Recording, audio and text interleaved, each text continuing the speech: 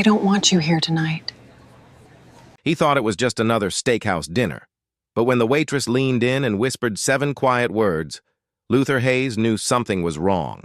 Every Friday he came here, same order, same corner booth. Nothing ever changed until tonight. She wasn't smiling, she wasn't taking his order like everyone else. Instead, her voice trembled. "They don't want you here tonight." Luther froze, his hand tightening around the table edge. He wasn't a man who scared easily, but those words cut deeper than a knife. Luther stared at her, his voice calm but heavy. "Say that again." The young waitress glanced over her shoulder. The dining room looked normal. Families laughing, silverware clinking, country music humming softly. But her eyes told a different story. She leaned in closer, whispering, "They don't want you here tonight. I thought you should know." Luther's pulse slowed, the way it used to before things went sideways overseas. He didn't panic. He shifted. From relaxed to ready. "Who's they?" he asked. Her gaze flicked toward a shadowy booth tucked in the corner. 4 men sat there pretending to eat, but never taking their eyes off him. One bald tattoos, running down his arms. Another with a smug goatee. The other 2 looked like hunters out of a magazine, broad shoulders and unblinking stares. "They've been showing up every week," she whispered. "Same booth, same looks. Last Friday, they left a note for management. Said a certain type of customer makes this place tense." Luther raised an eyebrow. "Certain type?" She nodded nervously. "They described you. The man with the veteran's cap who sits by the window." That's when he felt it. The room shift. Not loud, not obvious, but real. The bartender had stopped polishing glasses. The busboy swept slower. Even the kitchen door stayed open longer than usual. Luther didn't move. He simply folded his arms and asked, low and even, "You warning me to leave, or warning me to be ready?" The waitress hesitated, twisting the corner of her notepad, until it nearly tore. "I just don't want you blindsided," she muttered. Luther studied her carefully. Young, maybe mid-20s, nervous, but not weak. He'd seen that look before. Soldiers too green to understand danger, but smart enough to sense it coming. She wasn't lying.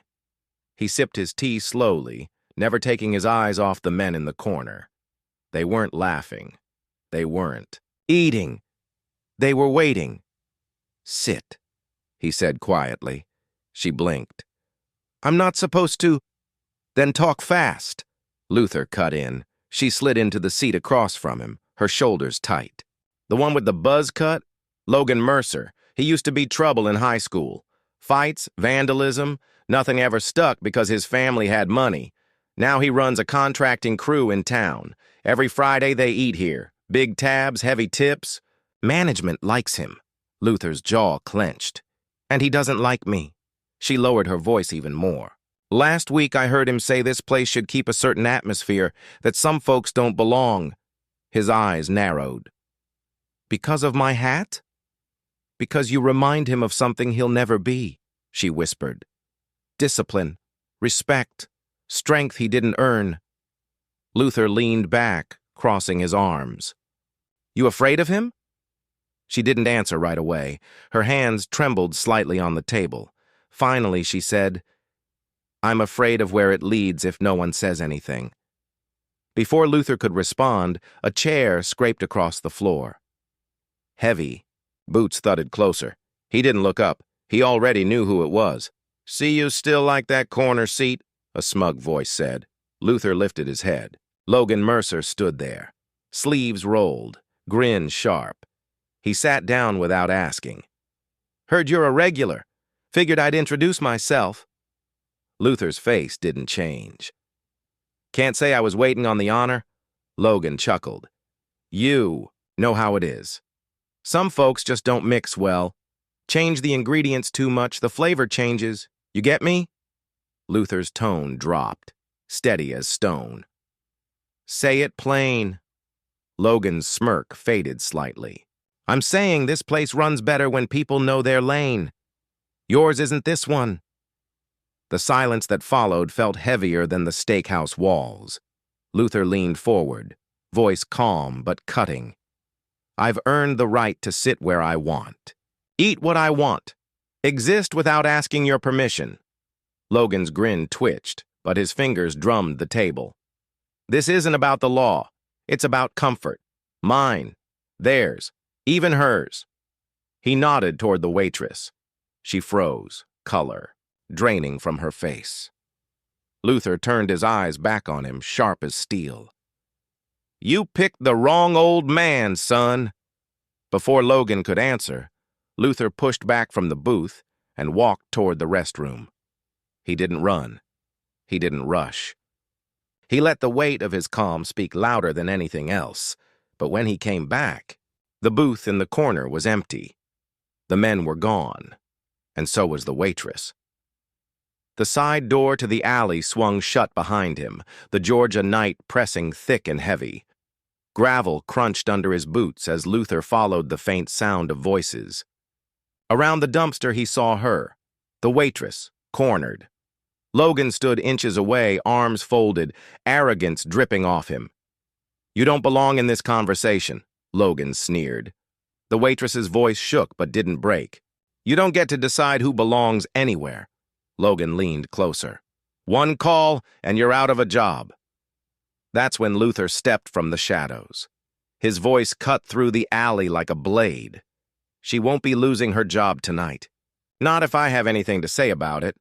Logan turned, startled, then smirked. Old man, this ain't your business. Luther closed the distance slowly, steady as ever. It became my business the second you sat at my table. Logan squared his shoulders. You think that cap makes you untouchable? You keep showing up here and you'll find out what happens when shadows push back. Luther didn't flinch. His voice stayed low, lethal. I've fought shadows before. They never win. The air turned electric. Logan's two buddies shifted. Behind him, waiting for a signal. The waitress's breath caught in her throat. Finally, Logan broke the silence with a bitter laugh. You're making a mistake. Luther stepped in front of the waitress, his frame calm but unmovable. No, son, you did. You picked the wrong man to test. For a long moment, nobody moved. Then Logan spat on the gravel, growled something, under his breath, and stormed off toward the parking lot. His crew followed, boots thudding in the dark. The alley was quiet again, except for the waitress's shaky exhale. The alley still smelled of smoke and grease from the kitchen vents. But for the first time that night, the waitress allowed herself to breathe. She rubbed her arms, trying to steady the tremor in her hands. You didn't have to do that, she whispered. Luther kept his eyes fixed on the parking lot where Logan's truck had disappeared. Yes, I did. Men like him. They count on silence. They thrive on it. The only way it ends is when someone finally says, enough. Her eyes glistened. You don't know him like I do. Back in school, he made my life hell. Teachers looked the other way. Coaches defended him. Now he's grown, and nothing's changed. Everyone still acts like he owns this town. Luther finally looked at her. And you? You stood up tonight when no one else would. That matters. Shook her head. It won't matter when rent's due, and I've lost this job. Without hesitation, Luther pulled out his wallet, slipped a few bills into her hand. She tried to give them back, but he closed her fingers over the money. This isn't charity. It's thanks for speaking when it counted. Her lip trembled, but she nodded. They walked back inside together. The steakhouse looked the same. Families eating, glasses clinking, laughter echoing. But Luther felt the shift. Whispers had started. People had noticed. The manager appeared from the back, fake smile plastered on his face. Sir, sorry for the delay. Your meal's on the house tonight. Luther's gaze sharpened. You've got a problem in this place, and it's not me. The smile faltered. The truth was out now, and everyone within earshot knew it. Luther finally sat back down at his booth, the waitress trailing behind with his long, delayed steak. She set the plate down carefully, but her hands still shook. "You all right?" he asked. She nodded faintly. "Travis, the manager, told me I should be careful about what I say to customers, that maybe I misunderstood." Luther cut into the steak, slow and deliberate. His voice was steady. "Did you misunderstand?" Her eyes met his, clear and unwavering. Not even a little. For the first time that night, Luther allowed himself the hint of a smile. "Then let him be nervous. That's how change starts." She lingered a moment longer, then whispered, "I've got a 4-year-old at home. I need this job, but I couldn't. Keep quiet. Not anymore." Luther set down his fork, reached across the table, and tapped her hand gently. "Don't let them teach you silence. It's the same as surrender." The kitchen noise roared again, but at this table the words hung heavier than the food.